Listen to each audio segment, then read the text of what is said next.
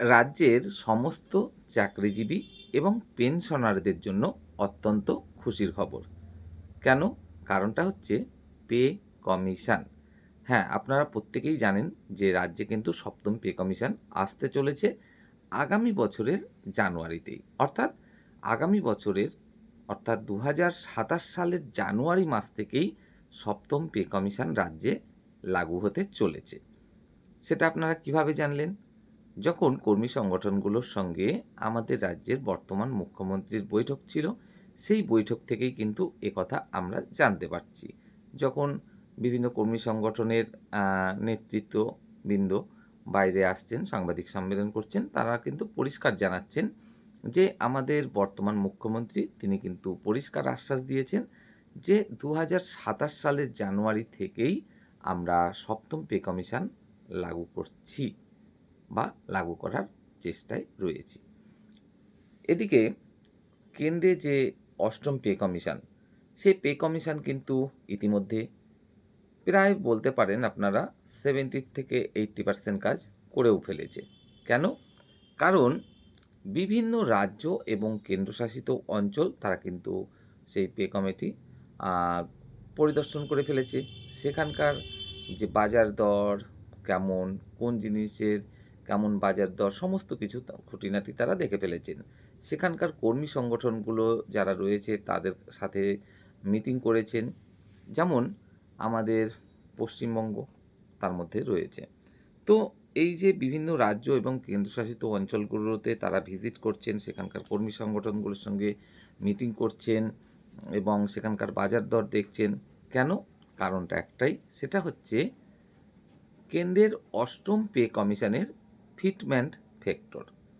Fitment ফ্যাক্টরটা কি? Fitment factor আপনারা প্রত্যেকেই জানেন। বেসিক স্যালারিকে ঠিক কত গুণ করা হবে, সেটাই হচ্ছে বেসিক স্যালারিকে যে সংখ্যা দিয়ে গুণ করা হবে, সেটাই ফিটমেন্ট ফ্যাক্টর। অর্থাৎ আপনার স্যালারি রয়েছে বর্তমানে ৩০,০০০ টাকা। মনে করুন ফিটমেন্ট ফ্যাক্টর হলো 2, সেক্ষেত্রে আপনার বেসিক স্যালারি ৮ম পে কমিশনে কত হবে? ৬০,০০০ টাকা। অর্থাৎ বেসিক যে স্যালারিটা আপনার রয়েছে সেটাকেই গুণ করে দেওয়া সেই সংখ্যা দিয়ে। সেটা হতে পারে 2, হতে পারে 3, হতে পারে 5, হতে পারে 4।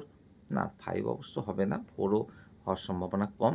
তবে যতদূর জানা যাচ্ছে যে এই যে কেন্দ্রের ৮ম পে কমিশন, সেখানে কিন্তু ফিটমেন্ট ফ্যাক্টর সেটা গত বছরের থেকেও কিছুটা বেশি হতে চলেছে। আমিও বিগত একটা ভিডিওতে জানিয়েছিলাম যে কত হতে পারে মোটামুটি একটা বিভিন্ন বিষয়ে পর্যালোচনার পরিপ্রেক্ষিতে। সেখানে জানিয়েছিলাম যে গতবারের থেকে হয়তো কমও হতে পারে। কিন্তু তারপরেও আ সুখবর বা আশার আলো আমরা দেখতে পাচ্ছি। খুবই একটা ভালো পজিটিভ দিক দেখতে পাচ্ছি। কেন? কারণ বিভিন্ন কর্মী সংগঠনগুলো বিভিন্ন রাজ্য এবং কেন্দ্রশাসিত অঞ্চলের তারা কিন্তু দাবি করছেন বা দাবি রাখছেন প্রত্যেকেই অনেকটা বেশি ফিটমেন্ট ফ্যাক্টর এবং দাবির পরিপ্রেক্ষিতে একদম সঠিক যুক্তি কিন্তু ওনারা তুলে ধরছেন। তো যখন প্রত্যেকটা রাজ্য এবং কেন্দ্রশাসিত অঞ্চল থেকেই দেখা যাচ্ছে এই ফিটমেন্ট ফ্যাক্টর সেটা কিন্তু অনেকটা দাবি রাখা হচ্ছে বেশি এবং যুক্তি সহকারে কিন্তু সেই বিষয়গুলো তুলেও ধরা হচ্ছে। স্বাভাবিকভাবেই তার একটা প্রভাব অবশ্যই পড়ে কেন্দ্রের ৮ম পে কমিশনের যে কমিটি তার উপরে। যে না, ওনারা তো প্রত্যেকেই ঠিকই দাবি রাখছেন। শুধু তাই নয়, যতদূর শোনা যাচ্ছে এই যে কেন্দ্রের ৮ম পে কমিশন তার ফিটমেন্ট ফ্যাক্টর এবারে হতে পারে 2.7। হ্যাঁ, আবারও বলছি এই যে ফিটমেন্ট ফ্যাক্টর এটা হতে পারে 2.7 এমনটাই কিন্তু শোনা যাচ্ছে। তো গতবারে আমরা দেখেছিলাম এই ফিটমেন্ট ফ্যাক্টর কত ছিল? 2.57। সেখানে এবারে আরও 0.13 ফিটমেন্ট ফ্যাক্টর বেশি হতে চলেছে। অর্থাৎ এবারে ফিটমেন্ট ফ্যাক্টর হতে চলেছে 2.7।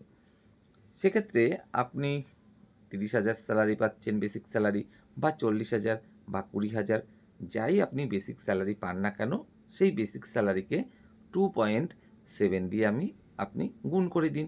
তাহলেই আপনার বেসিক স্যালারি আপনি পেয়ে যাচ্ছেন অষ্টম পে কমিশনে সেটাই হতে চলেছে আপনার বেসিক স্যালারি। স্বাভাবিকভাবেই আপনার বেসিক স্যালারি যতটা বৃদ্ধি পাবে, পরবর্তী সময়ে যখন ডিএ দেয়া হবে, সে ডিএটাও অনেকটা বৃদ্ধি পাবে। স্বাভাবিকভাবেই যখন আপনাকে হাউস রেন্ট দেয়া হবে, ৩০,০০০ এ আপনি যে হাউস রেন্ট পাচ্ছিলেন 10% হলেও, তো সেক্ষেত্রে যখনই ৬০,০০০ বা ৭০,০০০ হয়ে যাবে আপনার বেসিক স্যালারি, হাউস রেন্ট আপনি অনেকটা বেশি পাবেন। তবে জানিয়ে রাখি, পশ্চিমবঙ্গের ক্ষেত্রে এই হাউস রেন্ট কিন্তু 10% না, 12% দেয়া হচ্ছিল এর আগের পে কমিশনে, অর্থাৎ ষষ্ঠ পে কমিশনে। যেটা কিনা সপ্তম পে কমিশনে কেন্দ্রের সঙ্গে একই হাউস রেন্ট পাওয়ার একটা সম্ভাবনা রয়েছে।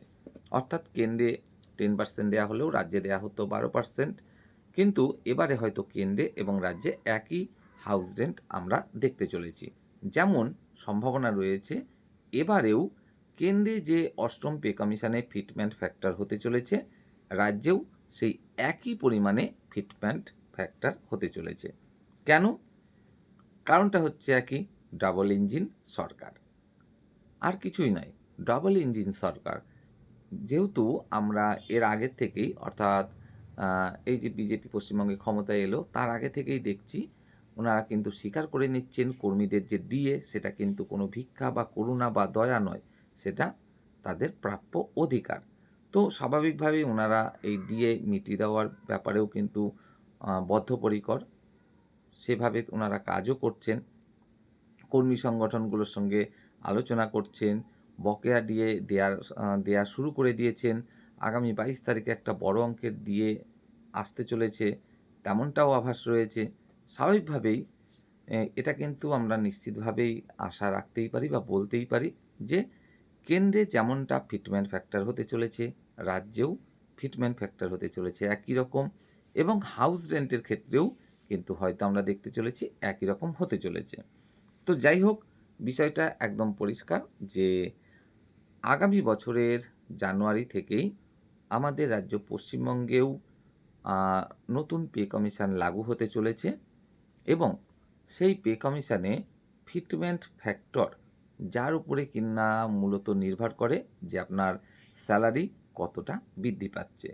সেই যে ফিটমেন্ট ফ্যাক্টর সেটা কিন্তু হতে চলেছে সম্ভবত 2.7। আবারও বলছি, সেই ফিটমেন্ট ফ্যাক্টর সম্ভবত হতে চলেছে 2.7। হ্যাঁ, কিছুটা বেশিও হতে পারে এর থেকে, আবার কিছুটা কম হতেও পারে। তবে এমনটাই কিন্তু শোনা যাচ্ছে যে 2.7 ফিটমেন্ট ফ্যাক্টর হওয়ার একটা প্রবল চান্স এবারে রয়েছে। তো পশ্চিমবঙ্গেও তেমনটাই হবে, যেমনটা কেন্দ্রে হবে, এটা আমরা আশা রাখতেই পারি। কারণ ডবল ইঞ্জিন সরকার আলাদা আলাদা নিশ্চয়ই বেসিক স্যালারি করবে না, বা ফিটমেন্ট ফ্যাক্টর দেবে না, বা হাউস রেন্টও আলাদা আলাদা দেওয়ার সম্ভাবনাও খুবই কম। যা হবে একই রকম হবে। তো এখন সবশেষ দেখার বিষয় এইটাই যে এই যে ফিটমেন্ট ফ্যাক্টর সেটা গতবারের থেকে কতটা বেশি হয়। যতটা বেশি হবে অবশ্যই কর্মচারীদের জন্য ততটাই লাভের। আপনি অবশ্যই কমেন্টে জানাতে ভুল করবেন না যে অ্যাকচুয়ালি এই যে পশ্চিমবঙ্গে সপ্তম পে কমিশন, এখানে ফিটমেন্ট ফ্যাক্টর কত হওয়া উচিত।